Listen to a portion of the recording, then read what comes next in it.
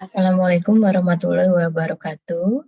Saya Sinta Noviana, di sini mewakili kelompok G, grup G yang terdiri dari saya, Sinta Noviana, Budi Prijanto, dan Edi Pranoto, akan mempresentasikan pembahasan dari kasus penyelesaian audit dan opini auditor.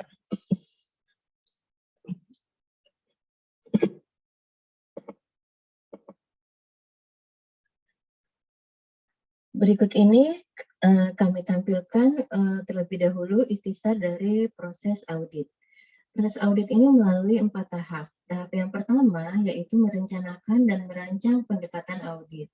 Yang kedua, melaksanakan pengujian pengendalian dan pengujian substantif atas suatu transaksi. Kemudian yang ketiga, melaksanakan prosedur analitis dan pengujian atas rincian saldo. Yang terakhir, menyelesaikan audit dan menerbitkan laporan audit. Setelah audit dari masing-masing siklus diselesaikan, tahap akhir dari proses audit adalah penyelesaian audit.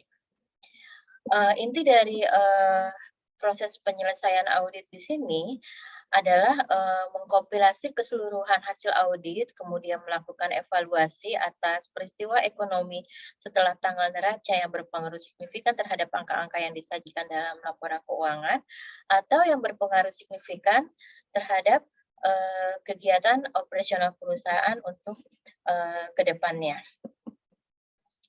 Selanjutnya, yang dimaksud dengan penyelesaian audit di sini adalah seperti yang sudah disampaikan tadi bahwa penyelesaian audit ini merupakan tahap keempat atau tahap akhir dari proses audit. Yang perlu dipahami dari penyelesaian audit ini, meskipun auditor melaksanakan tahap audit lainnya dengan sangat baik, tetapi jika pada saat sedang melakukan penyelesaian audit dilakukan dengan tidak baik atau buruk, maka kualitas audit yang dilakukan akan dianggap rendah. Kemudian ketika auditor melaksanakan tahap pertama, kedua, dan ketiga dengan baik, umumnya pada saat tahap terakhir atau tahap penyelesaian akan relatif mudah penyelesaiannya. Tahap penyelesaian audit, di mana merupakan tahap akhir dari audit, memerlukan review yang cermat dan penuh pemikiran mengenai audit oleh seseorang yang berpengalaman dan tentu saja yang sangat berilmu. Selain mereview hasil, auditor melibatkan beberapa aspek lain dalam menyelesaikan audit, di mana hal ini sangat menentukan keberhasilan dari suatu audit. Berikut ini adalah tanggung jawab auditor pada saat melakukan penyelesaian audit. Ada 3 kategori yang harus dipenuhi oleh seorang auditor, yaitu menyelesaikan pekerjaan lapangan, mengevaluasi temuan, dan yang terakhir berkomunikasi dengan klien. Dan ini adalah prinsip dasar ketika melakukan penyelesaian audit. Bisa teman-teman lihat bahwa di sini ada 3 ya, ada 3 prinsip dasar tadi yang harus dilaksanakan oleh auditor ketika melakukan penyelesaian. Nah, bisa kita lihat di sini dari penyelesaian pekerjaan lapangan, apa saja yang harus dilakukan, ada 5 poin ya. Kemudian pada saat mengevaluasi temuan ya, ada 4 poin kira-kira yang harus dilaksanakan oleh seorang auditor. Dan ketika melaksanakan tahap yang ketiga, yaitu melakukan komunikasi dengan klien. Di sini auditor melakukan 3 pekerjaan, yaitu komunikasi tertulis, membuat komunikasi secara tertulis tentang pengendalian intern, kemudian komunikasi tertulis tentang pelaksanaan audit, kemudian dilanjutkan dengan membuat surat manajemen atau manajemen letter. Nah, dari semua yang tadi sudah disampaikan di depan, intinya dari penyelesaian audit yang bisa kita ambil, yang bisa kita simpulkan atau yang bisa kita telaah adalah di dalam penyelesaian audit, review yang baik ternyata memerlukan lebih hanya dari sekedar melihat file audit saja. Oke teman-teman, sekarang kami lanjutkan untuk masuk ke pembahasan kasus penyelesaian audit dan opini audit pada PT Palugada. PT Palu Gada ini, diceritakan akan diaudit ya oleh seorang senior, auditor senior dari Moelis& Rekan ya, yang bernama Gama Wereng. Kemudian, Gama ini sudah menentukan siapa saja timnya yang akan diajak untuk bekerja mengaudit, PT Palu Gada. Berikut ini merupakan laporan posisi keuangan, dan laporan, laba rugi PT Palu Gada yang, menurut auditor yang mengaudit, PT Palu Gada ini merupakan salah satu temuan yang terdapat kejanggalan di dalamnya. Pada saat melakukan audit, auditor menemukan 7 temuan kasus pada PT Palu Gada. Yang pertama adalah auditor menemukan salah saji pada saat mengaudit siklus investasi. Jadi di sini, salah satu asetnya yaitu gedung, dinilai terlalu tinggi, eee eee, pada saat menyajikan di laporan keuangan. Kemudian temuan yang lain pada saat sedang melakukan audit, saldo kas, ada beberapa voucher yang sebenarnya dibutuhkan untuk dilakukan pemeriksaan secara fisik oleh auditor, tetapi, eee auditor mengalami kesulitan untuk memperoleh voucher tersebut. Kemudian yang ketiga, dari hasil audit melalui prosedur analisis, auditor menyampaikan bahwa, PT Palu Gada ini memiliki rasio profitabilitas yang sangat kecil. Kemudian yang keempat, auditor menemukan salah saji yang disebabkan karena adanya kecurangan atau fraud. Yang kelima, auditor, temuannya, mencoba mengakses situs lahan kering, di mana di, tempat ini terdapat 70% dari aset tetap perusahaan ya, tetapi, pihak dari manajemen mempersulit auditor untuk mengakses, lokasi tersebut. Kemudian yang keenam, temuan yang keenam, auditor menemukan bahwa klaim di tanggal 20 Januari setelah tahun audit, pada salah satu produk yang terjual pada tahun audit, produk tersebut, diproduksi sebanyak, 100 unit. Setelah diselidiki oleh pihak R&D klien, ternyata, diketahui bahwa ada cacat baterai yang dapat menyebabkan produk itu, meledak. Maka dari, temuan ini, R&D klien merekomendasikan untuk menarik seluruh produk yang telah terjual tadi. Kemudian, yang terakhir, auditor menemukan kejanggalan di laporan posisi keuangan PT Palu Gada. Maka kita akan lihat apakah betul ada kejanggalan dan kalau memang ada kejanggalan apa dampaknya sehingga, kemudian kita coba komunikasikan, dengan manajemen kalau memang ada kejanggalan. Oke. Selanjutnya kita akan masuk ke pembahasan. Dari kasus ini, eee kami diminta untuk membuat surat representasi manajemen, kemudian manajemen letter, surat manajemen, dan laporan opini audit. Surat, representasi manajemen itu merupakan surat yang ditujukan kepada auditor dengan ditandatangani oleh direksi dan kepala keuangan klien.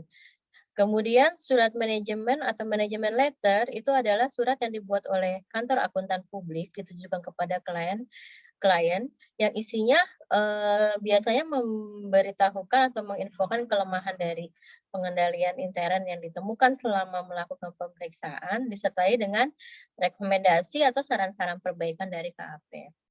Dan yang terakhir yaitu laporan opini auditor. Jadi laporan ini, menyampaikan opini audit ya, opini audit dari hasil pelaksanaan, eee, audit ya. Jadi laporan yang diberikan oleh audit yang terregistrasi atau yang terdaftar yang menyatakan bahwa pemeriksaan sudah dilakukan sesuai dengan norma juga aturan pemeriksaan akuntan yang diikuti dengan pendapat tentang kewajaran laporan keuangan yang diperiksa.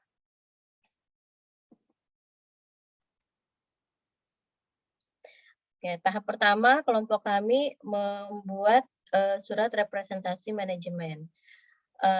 Isinya kira-kira, dari surat representasi ini, eee, dibuat oleh, pihak manajemen berkaitan dengan audit atas laporan keuangan PT Palu Gada untuk tahun yang berakhir tanggal 31 Desember 20 XX. Surat ini bisa dijadikan, acuan untuk, apakah, cukup digunakan untuk atau mendukung ya sebagai bukti, untuk mendukung bukti, dalam memberikan pendapat. Secara keseluruhan, surat representasi dari manajemen menyampaikan bahwa berdasarkan keyakinan dan pengetahuan, dari, PT Palu Gada, bahwa perusahaan ini sudah menyampaikan, segala hal yang berhubungan dengan laporan keuangan sesuai dengan standar yang berlaku. Selanjutnya dilanjutkan dengan pembuatan manajemen letter yang dilakukan oleh KAP ditujukan kepada PT Palu Gada. Oke. Manajemen letter ini, terdiri dari, 7 kasus yang dijadikan temuan tadi. Yang kasus yang pertama, auditor memutuskan, diperlukan koreksi terkait alokasi dan penilaian, eee, aset yang nilainya terlalu tinggi pada saat disajikan. Jadi di kasus satu ini ditemukan, aset berupa gedung nilainya terlalu tinggi senilai 1,5 juta rupiah karena Palu Gada menggunakan nilai pasar dalam menghitung asetnya. Tanggapan manajemen, kepada KAP, manajemen meminta fleksibilitas atas salah satu tersebut dari pihak auditor. Dari KAP merekomendasikan untuk membuat jurnal koreksi agar nilai yang disajikan dalam laporan keuangan itu jumlahnya tepat. Ya, berikut ini adalah jurnal koreksinya untuk mencatat nilai gedung yang terlalu besar karena menggunakan harga pasar. Dan ini adalah untuk menghitung tingkat materialitasnya. Salah saji yang, di sini untuk mengecek ya, salah sajinya apakah, bersifat material atau sufficient. Nah, ternyata setelah dihitung, berdasarkan tingkat material yang kami ambil dari 1% dari, total aset, bahwa salah saji gedung senilai 1,5 juta rupiah ini dinilai tidak material atau tidak signifikan karena nilainya di bawah batas, eee, batas saji material yaitu, Rp10.200.000. Kemudian kasus yang kedua, ini terkait dengan, kesulitan auditor untuk melakukan vouching terhadap voucher yang dibutuhkan pada saat mengaudit, saldo kas ya. Tanggapan manajemen waktu itu ketika berkonsultasi dengan, dirutnya, manajemen meminta auditor, intinya tidak melakukan vouching. Nah, maka karena tidak diizinkan untuk melakukan vouching, auditor mencoba melakukan perhitungan kembali, pada tingkat materialitas untuk memperoleh keyakinan, apakah ada salah saji atau yang dilakukan oleh manajemen. Nah, dari, tingkat materialitas ini diketahui bahwa nilai voucher, sebesar 250.000 ini nilainya di bawah tingkat materialitas, jadi dinyatakan tidak material atau non sufficient. Kemudian kasus 3, setelah melakukan prosedur analitis, diketahui bahwa PT Palu Gada ini memiliki rasio profitabilitas yang sangat kecil. Kemudian, ini adalah, rasio-rasio yang dihitung oleh pihak auditor ya, bisa, teman-teman lihat di sini ya, nilainya semua sangat kecil. Tanggapan manajemen di sini,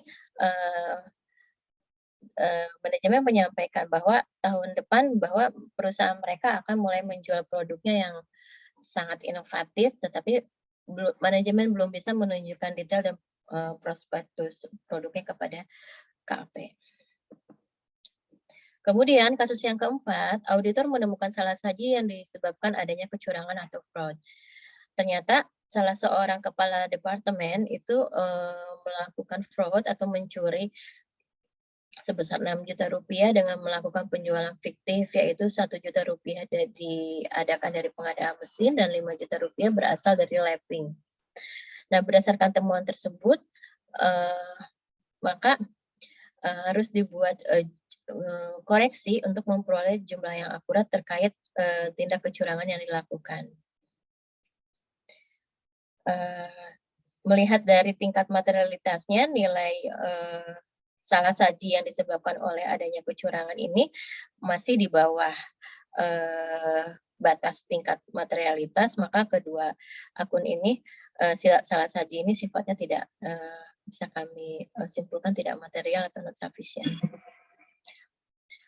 Kemudian kasus yang kelima, yaitu ketika auditor ingin mengakses situs lahan kering di mana di dalamnya itu menyimpan 70% dari aset tetap PT Palu Gada. Namun manajemen mempersulit KAP atau auditor untuk mengakses lokasi tersebut.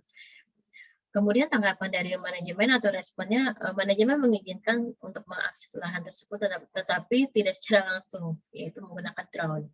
Ya, hal ini berarti ya auditor tidak bisa mengakses 70% aset tetap perusahaan pada situs lahan kering itu sendiri. Kemudian kasus yang keenam, ketika auditor menemukan klaim yang diklaim itu di tanggal 20 Januari setelah tahun audit terkait dengan ada produk yang dinyatakan cacat ya, dan pihak R&D klien sendiri merekomendasikan untuk menarik seluruh produk yang sudah terjual, ada sekitar 100 unit yang sudah terjual. Tanggapan manajemen ketika melakukan konsultasi, yaitu manajemen menginfokan bahwa ternyata pihak manajemen atau dari PT Palu Gada ini menyatakan sudah ada klaim sebanyak 75%. Kejadian ini tidak terjadi di tahun audit, tetapi auditor memberikan rekomendasi untuk melakukan penyesuaian supaya mendapatkan jumlah yang akurat dan benar. Berikut ini adalah jurnal untuk penyesuaiannya. Kemudian kasus yang terakhir, yaitu dari laporan posisi keuangan, auditor menemukan satu kejanggalan, yaitu di laporan posisi keuangan Palu Gada. Yang bisa kita lihat di sini, jadi pada laporan posisi keuangan, nilai akumulasi penyusutan peralatan kantor, gedung, dan mesin, itu kan seharusnya diperlakukan sebagai pengurang aset tetap dari masing-masing aset tetap yang bersangkutan. Sehingga harusnya nilai peralatan kantor, gedung, dan mesin yang disajikan pada laporan posisi keuangan itu sudah dikurangi oleh akumulasi penyusutannya. Nah, otomatis dampaknya adalah ada pada laporan laba rugi, di mana beban untuk penyusutan dari masing-masing aset ini belum disajikan. Nah, karena kurang beban, maka implikasinya laba rugi yang diperoleh oleh perusahaan itu nilainya akan berlebih ya. Kenapa? Karena ada beban yang belum dimasukkan. Nah, untuk mendapatkan nilai yang sesuai dan akurat, maka untuk itu KAP menyarankan untuk membuat jurnal koreksi dan kertas kerja untuk penyesuaian nilai dari laporan keuangan, baik itu posisi keuangan maupun laporan rugi laba. Ya, ini adalah daftar jurnal koreksi ya. Sebenarnya dari jurnal yang ketiga dan keempat ini adalah jurnal yang terkait dengan kasus-kasus tadi yang sudah kami sampaikan di depan. Ini untuk melihat secara keseluruhan, jadi kita bisa melihat ya ada jumlah koreksi secara keseluruhan, nanti akan disesuaikan dengan laporan posisi keuangan dan laporan laba rugi. Di sini bisa teman-teman lihat ya, jadi dari kejanggalan yang ada di laporan posisi keuangan ya, maka kita harus membuat jurnal koreksi untuk mengoreksi saldo debit akumulasi penyusutan. Jurnalnya adalah seperti yang ada di jurnal koreksi nomor 1, yaitu biaya operasional penyusutan peralatan kantor, gedung, dan mesin pada akumulasi penyusutan peralatan kantor, gedung, dan mesin. Kemudian implikasinya otomatis ini ada pada penurunan laba ya. Nah, dari jurnal koreksi ini dilanjutkan ke pembuatan kertas kerja sehingga di akhir kita akan memperoleh jumlah atau nilai yang akurat yang seharusnya ada atau ditampilkan, disajikan di laporan posisi keuangan. Nah, teman-teman di sini bisa lihat ya. Jadi saldo yang benar atau jumlah yang benar dari total aset dan total kewajiban dan ekuitas seharusnya adalah sebesar 1.020.000.000 rupiah. Kemudian di bawahnya ini adalah mohon maaf, di bawahnya ini adalah laporan laba ruginya. Ya. Dari laporan laba rugi ini bisa dilihat ya. Jadi sebenarnya total beban operasional yang seharusnya muncul di sini itu sudah ditambahkan dengan biaya operasional penyusutan dari peralatan kantor, gedung, dan mesin. Sebelumnya kan totalnya 50 juta rupiah ya.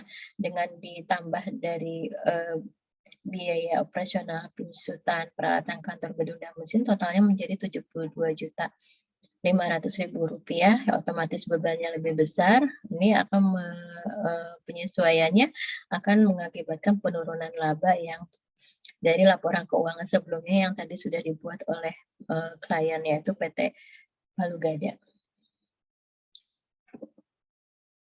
Yang terakhir, membuat laporan opini auditor. Jadi berdasarkan dari pelaksanaan audit tadi, kemudian berdasarkan temuan-temuan dan tanggapan dari manajemen, maka kelompok kami, kelompok G, grup G, menurut opini kami, seperti yang dinyatakan dalam laporan PT Palugada, kami tidak menyatakan pendapat karena ruang lingkup audit kami tidak mencukupi untuk menyatakan pendapat atas laporan posisi keuangan PT Palugada dari periode tersebut. Terima kasih. Sekian pembahasan dari kami. Mohon maaf apabila ada kekurangan. Semoga bermanfaat. Sampai ketemu lagi. Assalamualaikum warahmatullahi wabarakatuh.